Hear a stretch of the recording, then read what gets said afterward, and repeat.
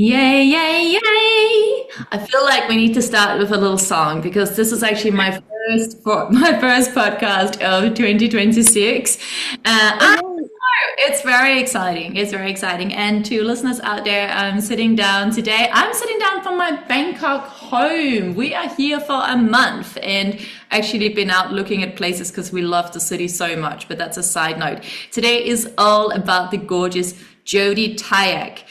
You are an actress, writer, and an occasional DJ, originally from the West Country, where you traded cows, sheep, and endless fields for the hustle and bustle of London at 18 and went directly on a train to the Royal Academy of Dramatic Art a year later.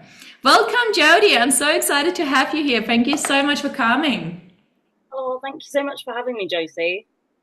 So Great to be amazing. here. And I know it's so nice to start the new year with you. And also, what is so cool is that you and I met not that long ago, and we met in a we met in a sauna. Listen, so listeners out there, where you're like, what the fuck? Saunas are the best place to meet people because it's like you already have one thing in common that you love, right? You're doing that sauna thing. And actually, we were not only saunaing, we were also cold plunging. I was very proud of us. So this is where we met a few weeks ago, maybe a month ago or something, and we instantly clicked. And I feel like you guessed my astrology. You guessed that I was Saggy, which I I did, yeah. was very impressed by. And I immediately also loved you because in the sauna we were asked to share, words of wisdom and intention, something that had come up from the session. And you very courageously stepped forward and said something really beautiful that I'm not going to say here because it's sacred and it was for you, but it really resonated with me. And I just thought, such a beautiful woman to share in this space where most other people are like, oh, I want to say something, but I'm too shy. And then you, Jodie, just sat there. You were like on the bench in the sauna, drenched in sweat slash cold plunge. And you were like, this is how I feel. So yeah, super powerful. It's really, really good to have you on here. Jodie, let's get started with the beginning. I always love to take my guests back in time because I think it's super important that we get to understand a little bit about where you're from and how life was for you growing up. So as always, you can go as deep or as lighthearted as you like. Anything I'm asking you where you're like, oh, I don't want to talk about that, you just say that. So this is all about you feeling amazing and happy and all of that good stuff. Jodie, tell us about it. Where are you from? Who did you grow up with? So I grew up, it's like we're right on the border of Oxfordshire and Gloucestershire. So, but I'm kind of, yeah. So I just tell people like Bristol. And people always say like you've got a bit of a twang of an accent. So I'm like, do I?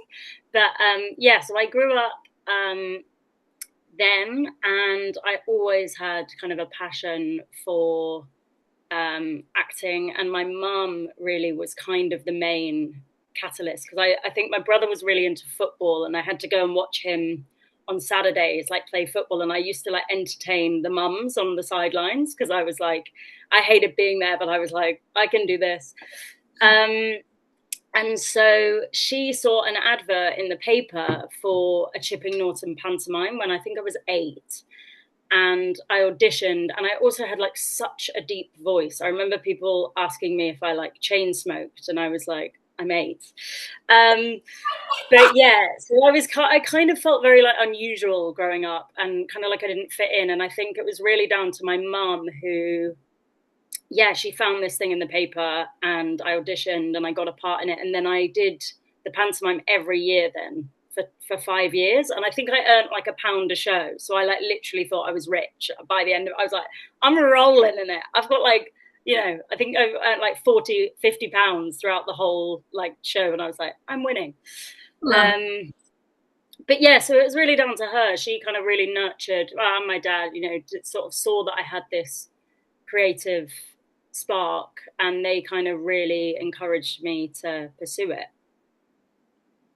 Amazing. I love that. Tell us about your deep voice because, I love that they were super supportive of you. That's so beautiful because, as we all know, that is definitely far from the truth of the reality for a lot of people growing up. So the fact that both your parents were like, actually, this is really Jodie's thing. So let's support that. I loved it. But your voice thing. So honestly, like, because I don't I don't think you have a deep voice at all right now. So like what was this deep voice? Was it like unusually deep for your age, or like Yeah, what was it? yeah. It was always something that people commented on. And I Oh, remember the audition when I was 8, we had to kind of sing our name. And I remember everyone, was kind of like, my name's blah, blah, blah. But I was just like, my name's Like, it was just this really deep kind of, I think everyone was a bit like, she's kind of weird. Um, but yeah, it was just always something that I felt was quite unusual or different. And it was just something that people commented on. So yeah, I learned to kind of roll with that, and that's been a whole journey actually. When I did go on to train, um, in kind of there was points where they sort of thought maybe my voice was wrong, or there was sort of, they might have nodules, and I think it's been a journey of kind of finding to sit in my kind of authentic voice and express from that place, as opposed to trying to fix it or correct it or um, yeah. And I think back to my mom, I think, and my dad, that, they really have always, I've literally got a poster of him being like, your every day is to follow your dream, from my dad. And I think, so many people, when they have a creative spark, they're just not encouraged to pursue it, or they don't think it's possible. And so I think, I feel really lucky in the fact that I had that. oh my God, I absolutely love this. And I also really, really love that, like you said, that you didn't try and fit in, you didn't try and change your own voice, because I mean, so we all know like the voice that, we all express ourselves in various ways, and communication is not just only done through sound and through the voice. However, for most of us, that is kind of like the common tool, unless we want to do the podcast with us just dancing, and improvising through. Yeah. Right. So the fact that you had a lot of people, or certain people, sort of like tell you, hey, this is odd, and yet you didn't change it, and you didn't even felt like you should change it, or maybe the thought crossed your mind, but definitely it wasn't pushed or encouraged by your parents that you should do it, because it's, this, your sound, your unique sound is, and also talking in terms of like science, your sound is your frequency, it's your energetic blueprint, it's your coding, it's why you are on this planet. So to change that, if you change it out of a desire because you're wanting to explore other parts of you, amazing. But if you're doing it from a space of, oh fuck, I don't fit in, then that would literally be dimming your own light so much and caging yourself in. So it's so amazing that you somehow didn't do that, which is just unreal. It already says so much about you, Jodie. Okay, anyway, talk us through it. So then what happens? So after those 5 years, that takes you up to like the age of 13 or something, and you're pantomiming and you're rolling I just, proper young yeah, love. Yay, go Jodie. I honestly, I really did love it. I think I loved being off school as well, was like the main thing, because to be honest, I didn't love school, and I found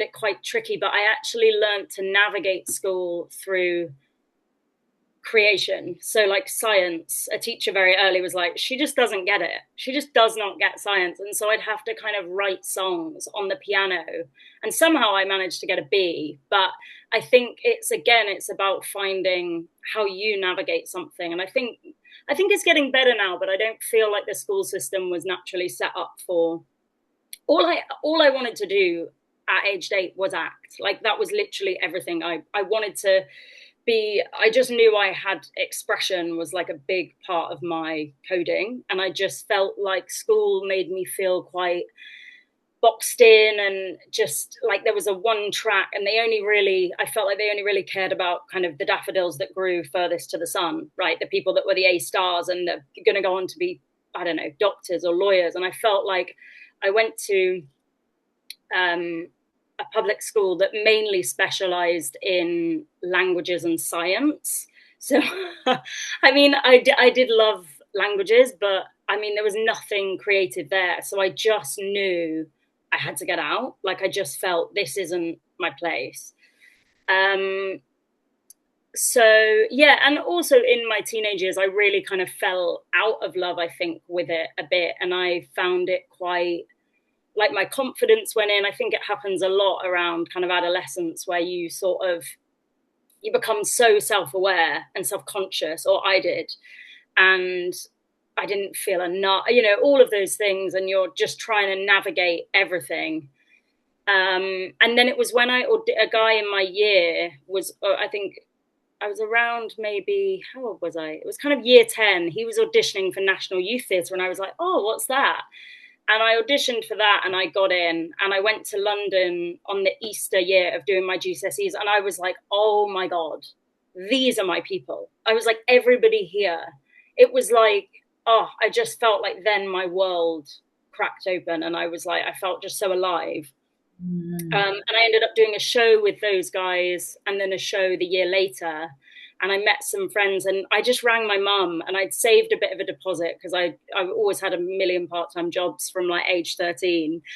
But I rang them and just said, I've put my savings on a deposit in London, and I'm going to move to London. And they were like, what the hell? But I just knew in me that it was, if I wanted to pursue it more, there was no opportunities where I was, so I just had to take the leap, really. 100%. If this was during your GCSEs, would you have been like 15, 16, 16? Yeah, so I did the course with National Youth Theatre then. You do like an initial course, Yeah. and then you go on and you can audition then for their shows. So I then went to London on 2 summers, and I did 2 of their shows. So we did the Olympic opening ceremony. And yeah, I just loved it. And I was already, I've always had this kind of knowing when I'm quiet enough to hear it. But I always kind of had this knowing that I was going to go to RADA. And it was when I was going down there to do like workshops. I'd take myself on the train, and just, I remember Gower Street, as I walked down, every time it was just like the sun was shining. And I was just like, there's something here. And I auditioned my first year before I moved to London, and I got to the 3rd round, because you have to keep doing like auditions. So you do the 1st round, 2nd round, 3rd round, 4th round. And I got to the 3rd round, and I got into some other schools that I auditioned for and got close to others. And something in me was like, I'm not quite ready, and I think I'm supposed to go there. So when I moved to London, and this is my biggest story of surrender ever, but I was working and I auditioned for RADA, and I got to the 4th round this time. And I remember just feeling like, oh, I'm not sure how it went. And they sent me a wait list. So you're on the wait list. And I was like just gutted. I was like, because no one's going to drop out of RADA. Like they take like 7 people. And then I got a no, and I remember just like sinking. And then I was like, maybe I should come back from London, because like I was living in this house, I was trying to find a new house, and everything just felt like, I was just like, maybe I've got this wrong. And then as I got the no, I thought, no, I'm going to be a playwright. I'm going to be a writer. And I was like, there was a deadline for the Royal Court, their writers. And I was like, I'm going to spend today, and I'm going to zone in. I'm going to channel this, and I'm going to do it my way. And maybe I'm not meant to go the right way. And at that moment, the phone rang, and I was like, oh, it'll be Zoopla, because I was trying to find another house. And it was the registrar at RADA saying, can you give me a call? And I was like, my whole body went into like, oh my God. And I said to my mum, like, the registrar's just rang me, and she was like, well, ring her back. And then she was like, someone's just dropped out. Like, do you want to start the place on Monday? Like, we've already started the term. So I literally got home, quit my job in London, and then I went off. But it was when I let go of the wanting. And I feel like it's always such a big lesson for me, like wanting something and being able to want it, do the thing. And then if it comes, it comes. If it doesn't, it doesn't. But yeah. Yes. I love this so much, Jodie, and I really love your voice. Oh, thank you. Nice. It has this nice clarity, this nice sense of like multi-tonal something. It's really soothing. I'm sitting here, my nose is like, oh, I'll just listen to you. Your sound is so good. But thank you so much for sharing that incredible story with us. I absolutely love it. And I think, again, it's always really important to me that this is relatable to people, not only people that identify as artists and creative, but like to everyone. Because, you Yeah, know, it's like we all have dreams, and we all have dreams that lives in the corners, in the shadows of our heart, right? We all have dreams that perhaps no one else hears about. Perhaps we don't even allow ourselves to talk about it or to even really feel into them. And so to listen to your journey, including all your fears and your doubts, mm, and then, you know, seeing your and feeling your excitement in that moment of going like, okay, you know what, I'm just, you know, maybe I'm not supposed to do it this way. I'm just going to be not just, but I'm going to be a playwright. I'm going to place my focus somewhere else. And then getting that phone call and noticing your whole body being like you said, like becoming alive just from that yeah, one little moment. And also, you know, reconfirming, because you keep using the word surrender, that thing of like, manifestation, and manifestation, by the way, just means to make clear, like manifestation is not just we sit and pray about it, right? You know, we have to we tune in to what is my dream, what is actually, what feels good, would feel really, really, really good. And then we start to take aligned action, so we don't just run around like a buzzing bee. We go like, okay, this thing feels good, what is one step I can take today which is in alignment with where I want to go? But then, like you said, we have to give up. We have to surrender the goal itself. We have to mm, love something so much that we set it free. Because the minute we start to cage it in and go like, I need to go to Radha. But then if Radha doesn't happen, because the thing is, if you were walking around and you're like, I'm going to go to Radha, it's going to be amazing, and la la la la la, then there would be freedom around it. But what happens for us as human beings is that we want something, right? Whether it's Radha or love, or money, or health, or whatever it is, children, no children, I don't know, whatever it is, right? We want something. And at first, when we want something, we get really excited. We're like, yes, we want this thing. This feels so good. La, la, la, la. We do a little happy dance and we talk about it. But then the minute we take actions, and that also feels good. But then all of a sudden, the minute our ego feels like it's been too long until we've gotten the result that we wanted, we now start to put pressure on it. So this little idea that used to make us feel really good about ourselves, all of a sudden, this dream, we put so much pressure on the dream to continue to give us the dopamine that our body is craving. So all of a mm, sudden, the dream can't reach us. And it's no one's fault other than, like you said, the miracle, we can call it, happened when you surrendered. When you said, you know what, when you talked, because we're always in relationship, right? When you were like, oh, that thing, that's my dream, that Radha thing, you know what? That's enough. Even having it as a dream is beautiful. And if it comes mm, to me, if it meets me halfway, amazing. But if it doesn't, I won't sit here and cry my tears and cry my heart out and weep by the river of Babylon, right? Like I'll go ahead and I'll pour myself into something else, because that's how much I love my dream. I love my dream so much that I'm no longer willing to cage it. Yeah. mm. Talk about this all day, but I just think this is such a beautiful story and really tangible thing that everyone can use and learn from. So thank you. Oh, thank you. No, yeah, I think artists especially, it's that, yeah, you do just have so much love and energy to pour into things. But it also, I think, yeah, like every artist goes hand in hand with, self-doubt and worry and all of those things. So it's just how you manage. And actually, I think when I was listening to you speak, it just felt like the way that you explained it just felt like a much more easeful and nicer way, really. Yeah, but it's just so hard to do. As always, it's a journey. Absolutely. So talk us through your journey. So you did get accepted. You let go, and then the dream was like, "Hey, I'm here. I'm showing up." And you started. And rather, is it a 3-year education? How long is it? Yeah, it was 3 years, so it's a BA. And yeah, again, it was more just like I kind of had this. I was really, when I was a kid, I think, really in tune with myself. And I think I've lost that over time, and it's always a journey of coming back. But yeah, I just had this knowing, and dreams would come to me and things. And I went and trained. It was really intense, but it was lots of things. And we had a really lovely year.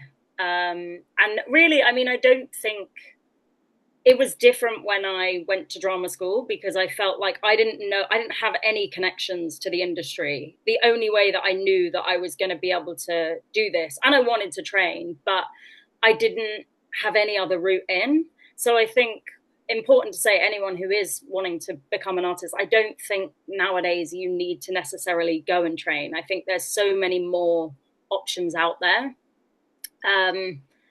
But yeah, went and trained, and then I was lucky enough to get my agent. And then in my third year, you can kind of start auditioning. So I was auditioning, and I booked a couple of TV jobs. And then it just kind of went from there, really. And I think always with me, I'm just always a person that wants to just keep growing and learning. I love the painting of the wave. And that artist, I think he had to learn to like paint again in his 60s because he'd had like a stroke, and it was just, I was like, can I just let myself keep learning and growing, and just, that's it, every day, just keep learning and growing and just evolving. I absolutely love that. And I also think, because you're Sagittarius like myself, right? Isn't that? Mm-hmm. I remember. So for listeners out there, whether or not you're into astrology, Sagittarius are ruled by Jupiter. Jupiter is the planet of expansion, learning. Jupiter wants to grow on all areas. Not too interested in materialistic gains. I mean, not that there's anything wrong with that. I love a good penny, but either way, it's all about expansion. And it's so beautiful what you're saying, because I've always felt that same thing. Like you said, that thing of, so, you said the artist of the wave had to relearn how to paint at the age of 60. And the fact that you found it not just inspiring, but almost something within you, it sounded like you were longing for that stage. It sounded like part of you were like longing for that excitement of like, imagine to always be in the state of learning, growing, almost childlike, like a child that's just put feet on this planet and they're so excited. It's like, here I am, and the universe is so incredibly big. Like that excitement and that kind of like hunger for expansion and learning, but not from a selfish, not like a, hey, see me, but from a deep feeling of like, when I am learning, it means I'm moving, it means I'm expanding, it means I'm growing, it means it gives me a deep sense of purpose and being on the right track. Is that resonating? Because that's definitely how I feel. Yeah, I think as well, like I always want to be doing loads of things. Like I dabble in, I mean, it's like last year I tried like roller skating. Like I just love new things. Yeah. And just, I think it's more the focus that it allows, and what you said about, that awe, I guess, and that wonder of the world. It's just, I think, always recognizing that that's available to us every day. But it's like watching children is amazing. They're our biggest learners, really, because they're just here. They're just so present with everything. And I do find being in London incredibly hard to be present a lot of the time, because and my thoughts and my brain jumps, and just allowing that time and that space to come back. But yeah, I love it. And in COVID, and I wanted to train as like a DJ. So I went and did that, which was so much fun. And just, again, I've always had a thing for music. And I think it's now I'm in a journey of just how do I marry all these creative different paths, and how do I structure that, really. Yeah, no, I completely agree. And I can really relate to that, of like finding a sense of having a container, like creating a container. So the container can be like the land, and then the land delves, craves in a bit so that it becomes a container for water. Water can only flow if it has a container, otherwise it literally leaks, right? And then there's no more water. So water, which is our creativity, which is our movement, and which is our chi, our prana, it needs a container, but not a container, that's so tight that the water is like disappears, right? Like a nice and spacious container. And I think that container enables your creativity to feel directional, so that you can do all these different things, but still feeling that it's not that someone is containing you, but it's more that someone is supporting you and holding you. I can really relate to that, because again, as we mentioned, going into astrology, because I love astrology,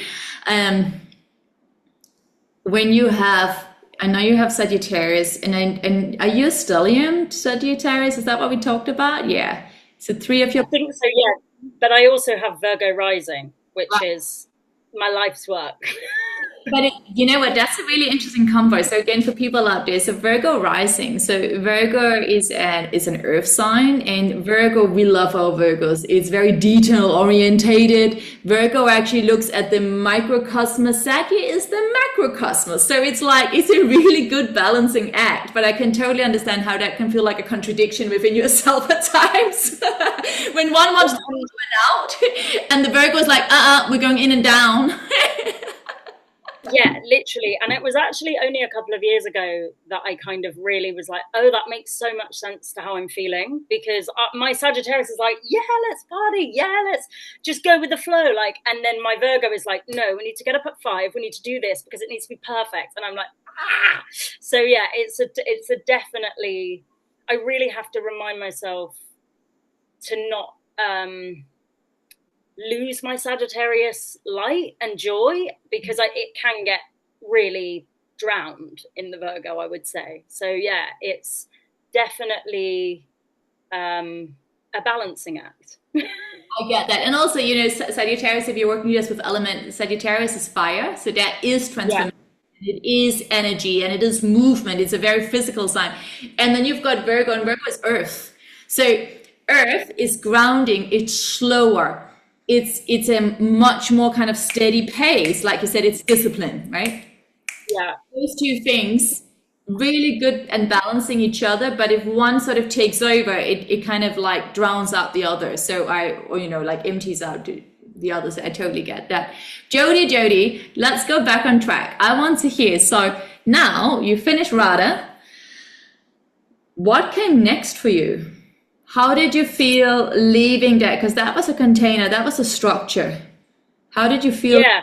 I know you said, oh, you got an agent and that was amazing, and you got into some TV work, but that's a very unstructured life, coming from having to be at, not just having, but getting to be at an institution, a container that you had been wanting and dreaming of being at for such a long time. And again, for listeners out there, you might be like, well, I never went to drama school. What's in it for me? Hey, there's always something here for everyone, because it was a moment of transition. You went from one identity, it was, contained, maintained, you had to obtain, and then all of a sudden you're there kind of more or less by yourself. So how did that go for you? Yeah, that's a really good question. And I think,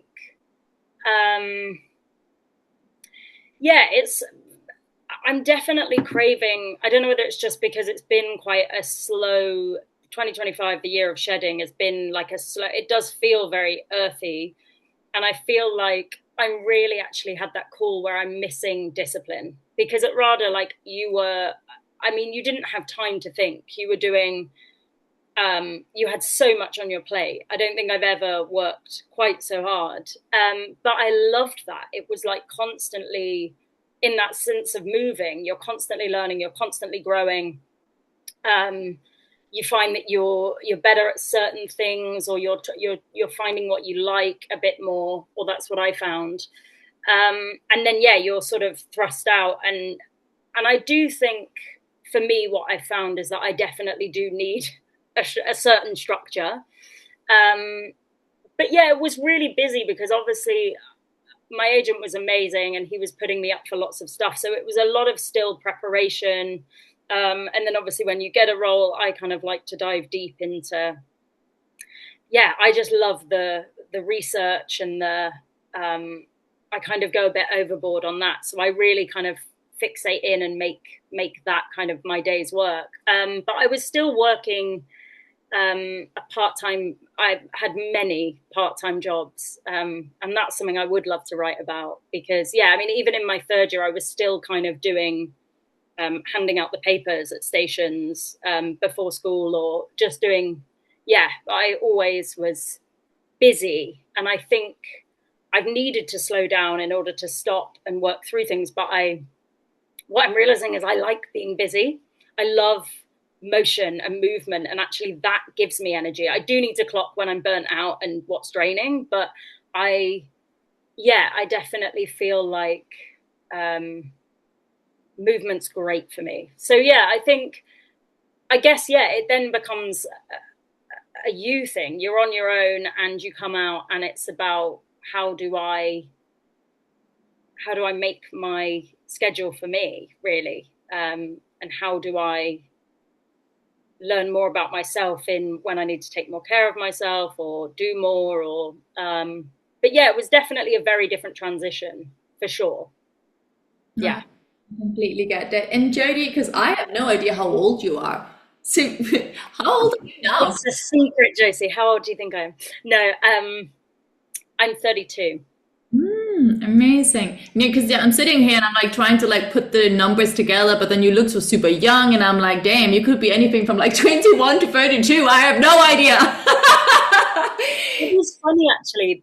The guy, one of our lecturers in drama school, they sometimes hired the rooms out for auditions, and in my third year, so I was still training there, there was all these little girls lined up to go in to audition for Matilda in town, and they'd got their mums, and I was sat waiting in the same line but for my lecturer's meeting, and I was like, why hasn't he called me in? Like, this is like, we're over time. Anyway, I was like, oh, are you ready for me? And he was like, oh, Jodie, I thought who's that poor girl sat there auditioning without her mother? And I was like, I've been here for 3 years, like, what's going on here? So I'll take that, Josie. Thank you that I look young. Of course, absolutely, absolutely. I love it. Oh my God, what a sweet story. That's hilarious. But Jodie, so tell us a little bit. So in general, where are you at in your life now, and how do you ensure that you create a container for yourself, that you structure an everyday life? Because obviously, acting work, unless you are committed to a TV show or you are on stage in a specific play, obviously it's on and off, right? So how do you structure your daily life? Because I think this is, I've been self-employed my entire life, so I can also talk about myself, but I just think for everyone, this is so, so important, because unless you go straight from school to uni, into a marriage, and then into a 9 to 5, and then you have kids, so then you are in a container, from a container to another container, right? And then we call it prison. But anyway, unless you are that person, and also, hands up, even if you are that person, and I'm sorry for calling it prison, if you love a life that is super, super structured, then good for you, and I love you, and you do that.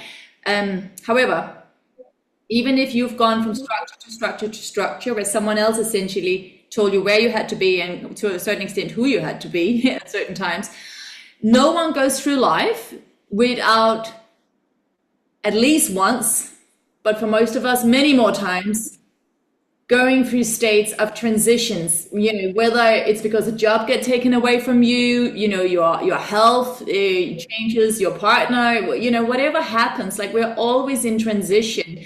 And so to hear from someone like yourself that has continued to, is choosing to stay in this very transitional lifestyle, at least that's my lifestyle personally, I just think it's so, so super useful, because in a way, you are literally a professional reinvention person just by being who you are. Do you know what I mean? Because it's like my own story. If you look at my CV, it's extremely long. There has been so many Josies, and there's still many more in here. I'm starting to figure out who they all are. But I think it's like, hearing your story and hearing how you choose like what works for you in order of like setting up a container, a sense of structure. What are some of like your non-negotiables? And I'll also share some of mine, and hopefully listeners out there, whatever transition you're finding yourself in, whether this transition is because you're wanting it, you're like, yes, new job, new me, or new city, or new relationship, or just I want a new haircut. Who am I when I've got black hair? Who knows? Or whether that transition that you're finding yourself in right now was not your rational desire, maybe your soul's desire, but maybe something or someone was taken away from you. That can be a really challenging spot to be in. So hopefully what you have to share with us will be, I'm sure it will be very inspirational for everyone. So yes, let's hear it. How do you structure? What kind of containers? What's your non-negotiables? Well, that's such an interesting question. And to be honest, Josie, I feel like I'm still figuring it out. I feel like I would always have, usually a part-time job. So I try and kind of balance that with other things. So that kind of gave me a sense of financial, like there's a little bit coming in, and would then enable me to still do things that I want to do. But I kind of stopped my part-time work last year because I just felt like there was a lot coming up for me and a lot to look at. And I actually just wanted to kind of lean more into being a full-time creative. And it's still a journey. It's actually daily, probably different. I try and start in the morning with like a bit of movement, whether it's just like on my mat, like whether it's a small flow or just something just to kind of ground into the day. I find I'm much better when I do that as opposed to when I don't. But as I do have Virgo, and I've had, stuff in the past of discipline where I've really gone in on discipline, I kind of wanted to strip all of that away and know that if I am adding something to my life that is disciplined, it's got an intention behind it.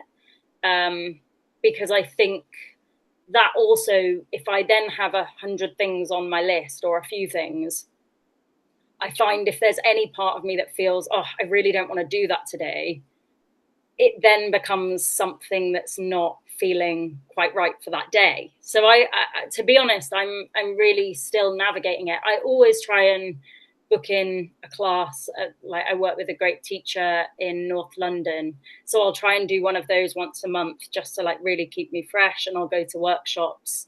And this year I really want to read a lot more, like half an hour every day just to read, because I just think it's so important.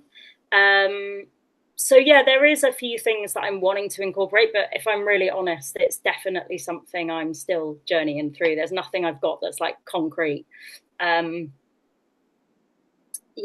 still kind of coming back to a journey of how everything's feeling. And but this year I want to go more headlong into fear would be and my partner got me tickets to Thorpe Park. So like roller coasters, and I want to I feel this desire to kind of feel more alive and thrilled. I used to love things that were like thrilling. So I don't know whether that answers your question. It probably doesn't really. But I think, just long as there's some point in my day where I consciously choose to come back to myself, I kind of see where the day takes me at the moment. No, I love this, and I think these were some incredible tools, and thank you so much for sharing. If you're not watching this on YouTube, what's really beautiful about Jodie, apart from your gorgeous looks, etc., and your energy, what's really awesome about you is that something you do a lot when you start talking, Jodie, is that you actually close your eyes, which I'm sure you notice, but listeners out there, you won't noticing. But what is so nice so what happens is when we close our eyes and we take that sense of sight away, all the other senses speak louder, right? So that means just by closing your eyes, you immediately kind of like drop straight out of your head and you drop into your heart, and you drop into your feeling sensory space, which is so beautiful. And so that's even just that, like, which you may be aware of, Jodie, maybe you're not, but like as like listeners out there, try it every now and then. Just close your eyes, and even whilst you're talking to someone, just close those eyes. Forget about everything and just notice what you're feeling. What are you feeling? And let that come through. Because really what you're talking about as well, Julie, as a non-negotiable is it's like you said, often you start your day with some kind of movement, whatever movement it is, with some kind of movement, because again, the movement helps you to anchor into your body. It gets you out of your head and into the body. So you are connecting, you are reminding yourself, I'm not just a floating head with 500 thoughts a second. I'm actually a physical being. And I'm here on this planet at this moment in time to have a physical experience. So I think, you know, it's the same for me.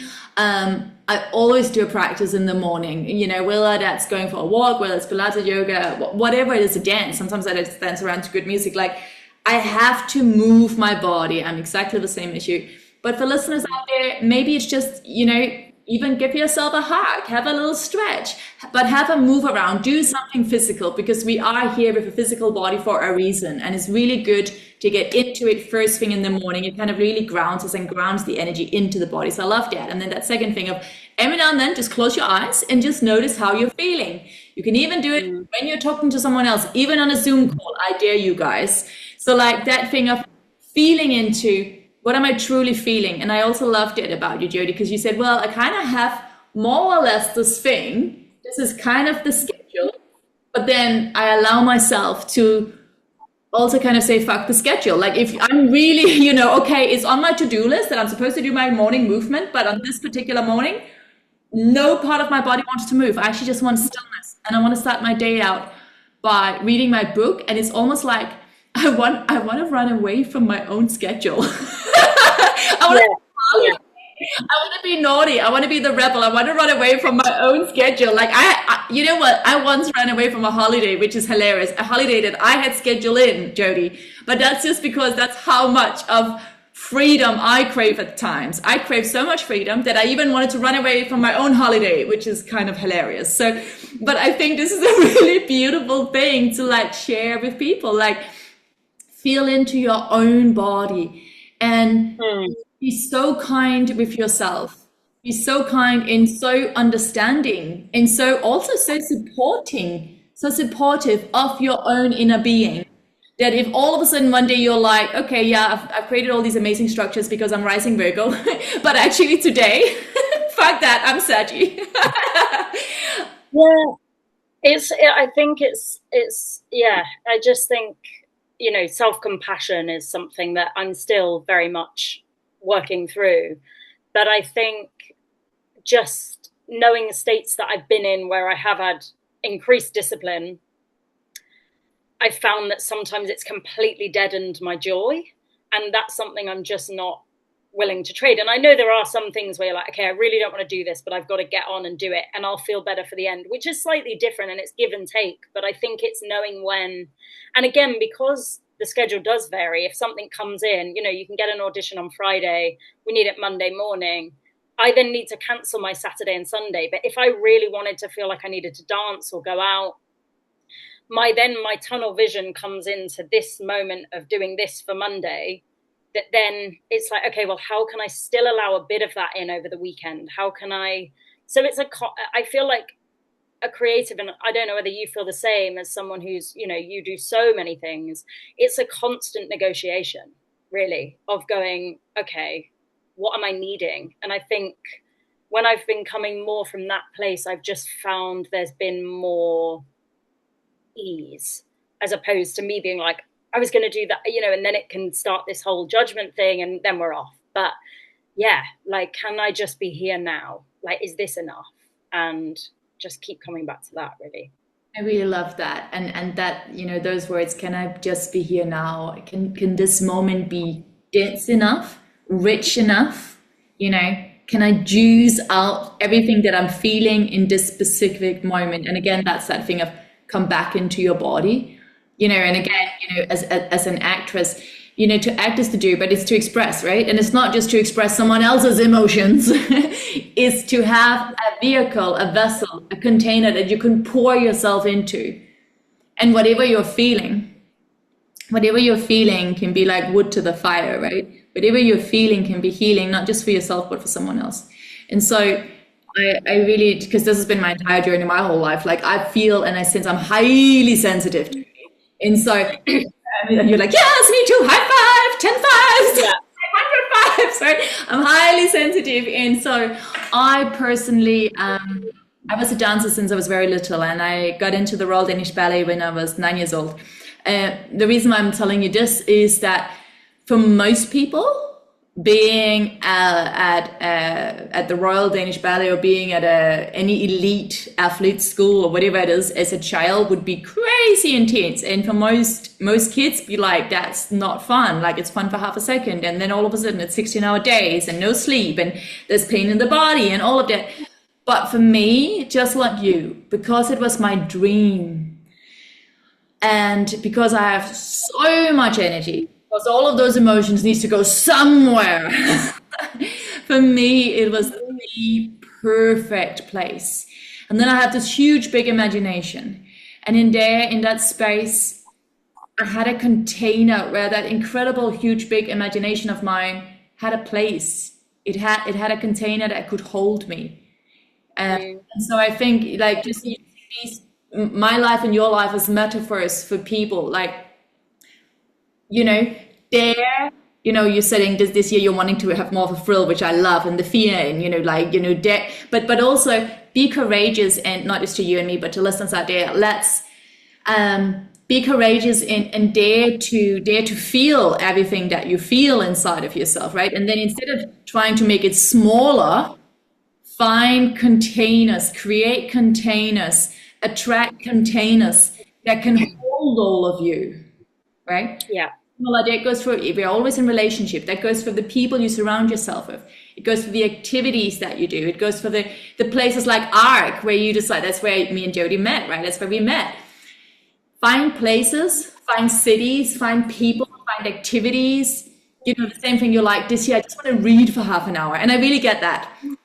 Last year I had my reading year. Like, I still read now, but last year I became extremely conscious. I went down, I was like, I need to get a library card. Like, I'm back, because I remembered that as a child, similar to you when you talk about Radha, that was me at the Royal Danish Ballet. As a child, I would be there for 16 hours. We'd be doing 1 million dance classes a day. We'd be taken in and out of academic school. We would run down to the stage, do a dance show, and then in between all of that, I also would be like best friends with the librarian in my local library, and I will always carry around. I was like Harry Potter, but the girl one, right?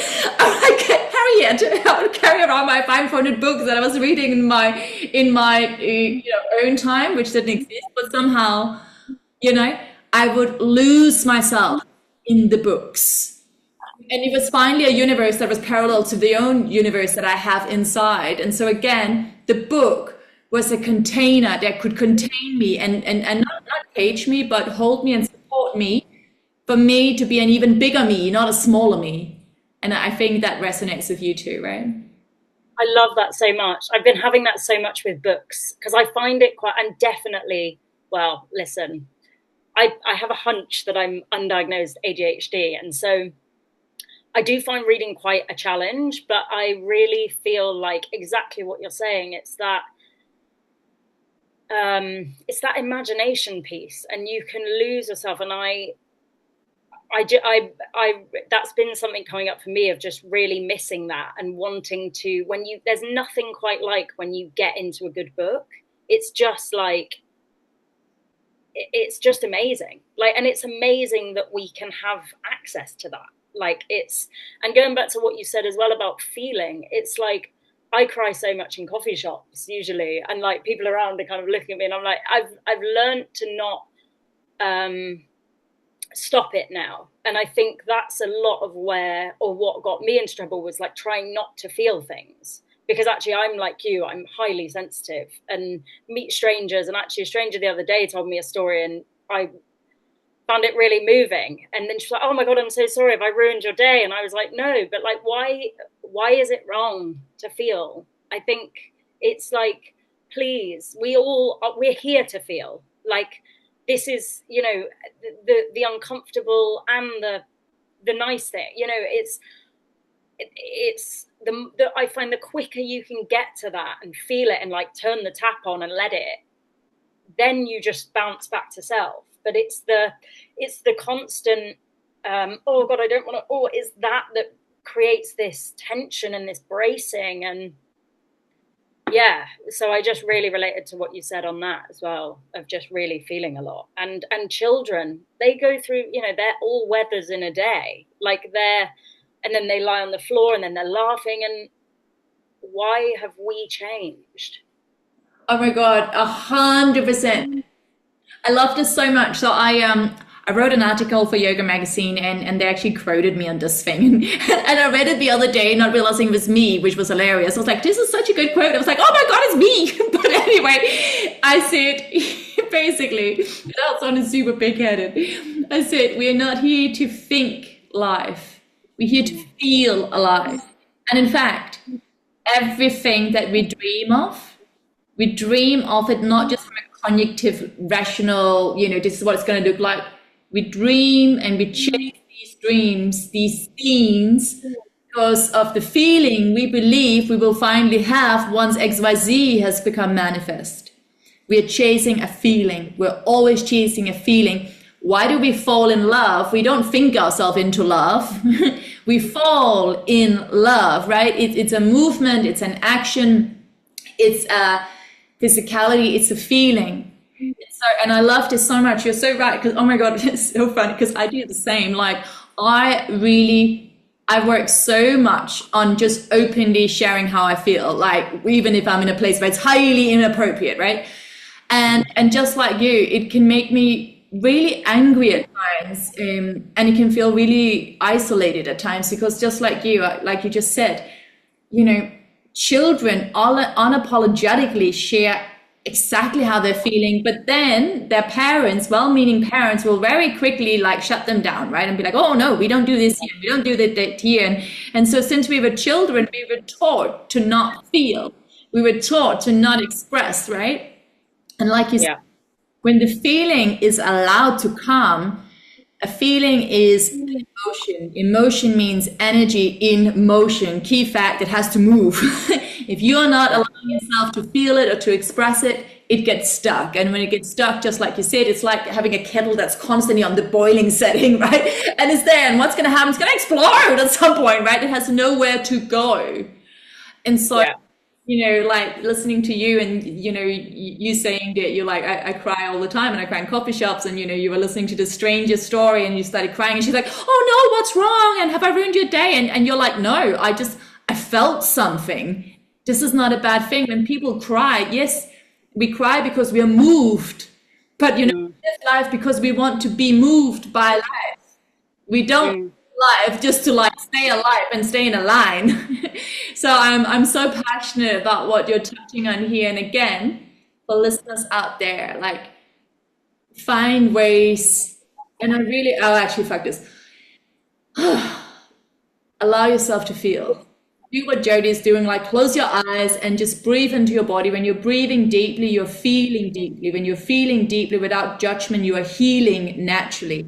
Not healing in the sense of, oh, I mustn't feel this, but the feeling will start to move, and you will be inspired to take an action that actually feels right. And you will also feel inspired to maybe just let that moment be what it was without needing to change anything at all. And so it's so beautiful to see you and to be here with you, and to hear that you're also a great advocate, not just for yourself, but knowing that when you allow yourself to share freely, to share your feelings openly out in the open space, not just on stage, not just in front of a camera, but actually just in a fucking coffee shop, you give permission and you inspire everyone else to do the same. Because why do we live in the container society, right? Why do we live in a container, in a society that says, oh yeah, you're allowed to be happy and you're allowed to smile and yay and laugh and have this high voice, but you're not allowed to have a deep voice, and you're not allowed to cry inappropriately, and you're definitely not allowed to be angry,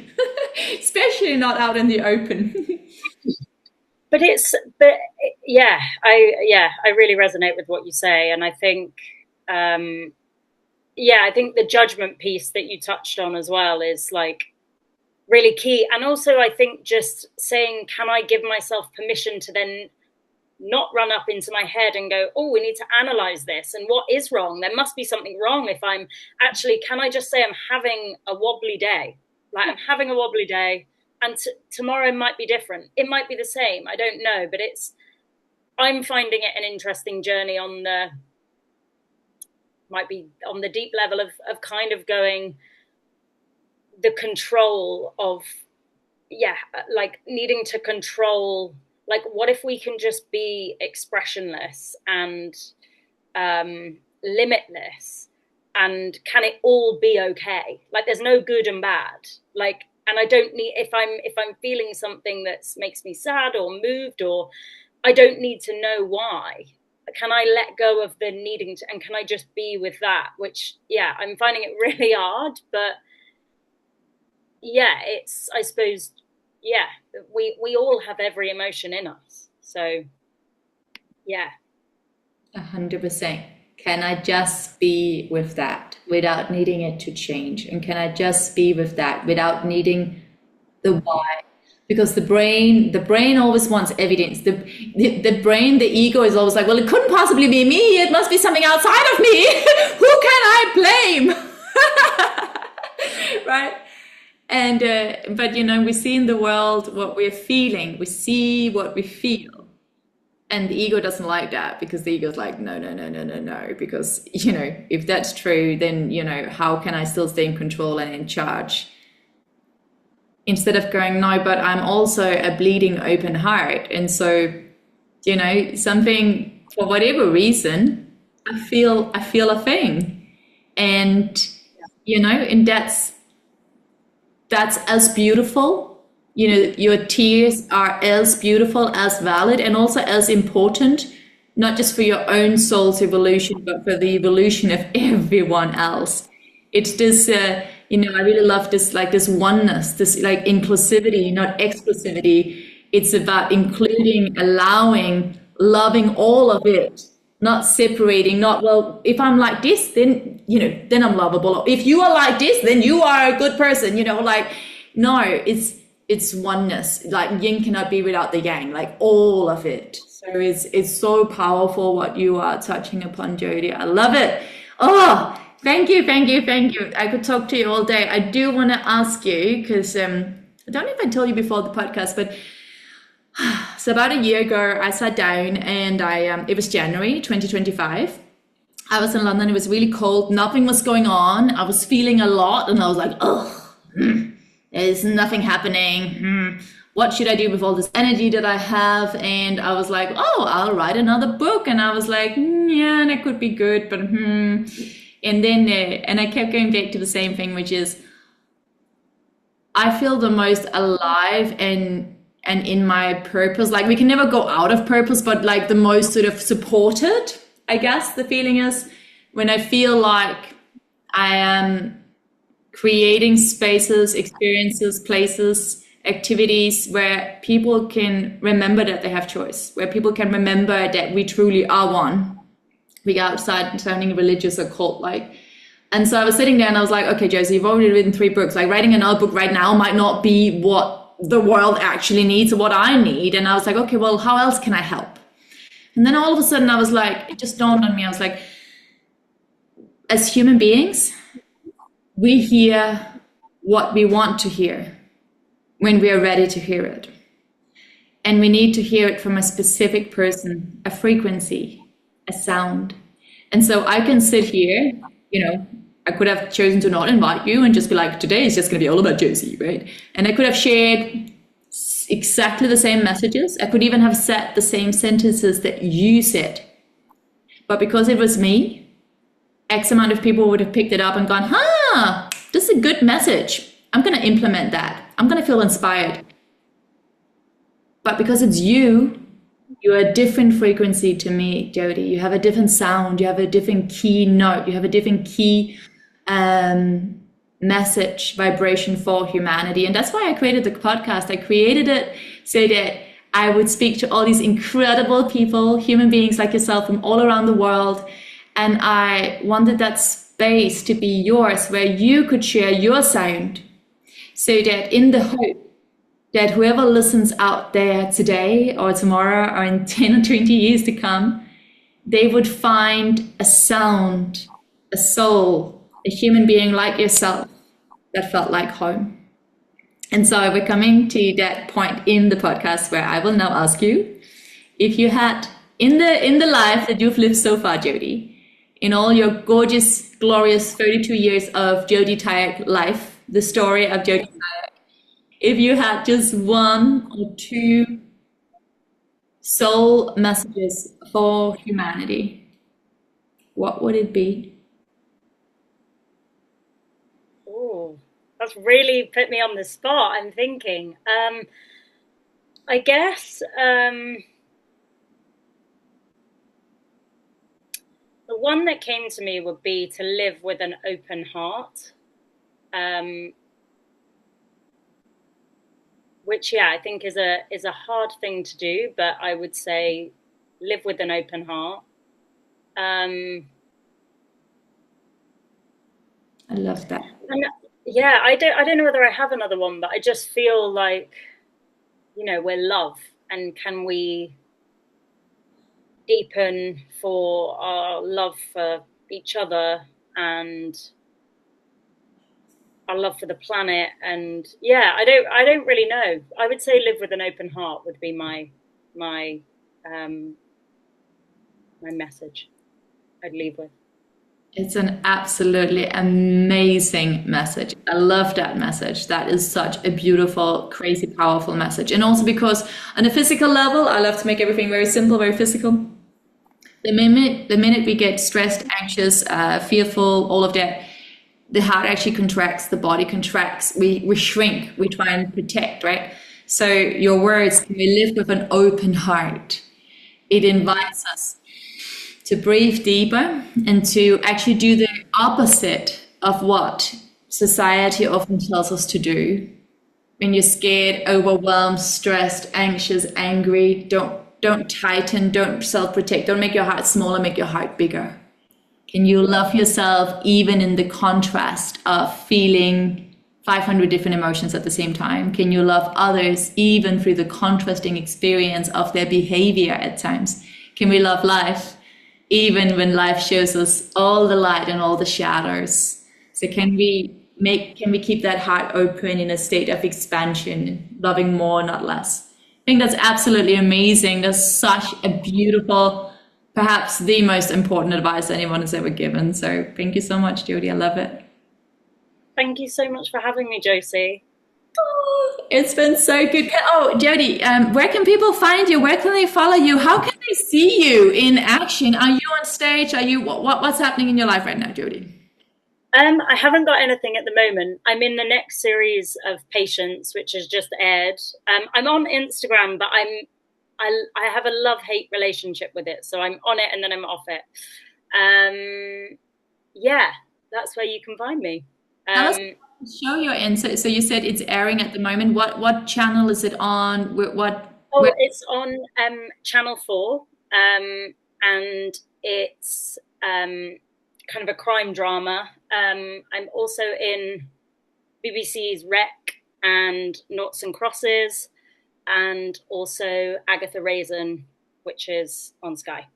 Absolutely love it. Thank you so much, gorgeous. Stay on the line for a moment. And to listeners out there, it's been such a joy, such a delight. I can't believe that we started off the podcast 2026 with the gorgeous Jodie Tyack, who I met in a sauna. So keep your heart open, stay open to life. You might just be surprised. So go out there and do whatever lights up your heart. Thank you so much, everyone.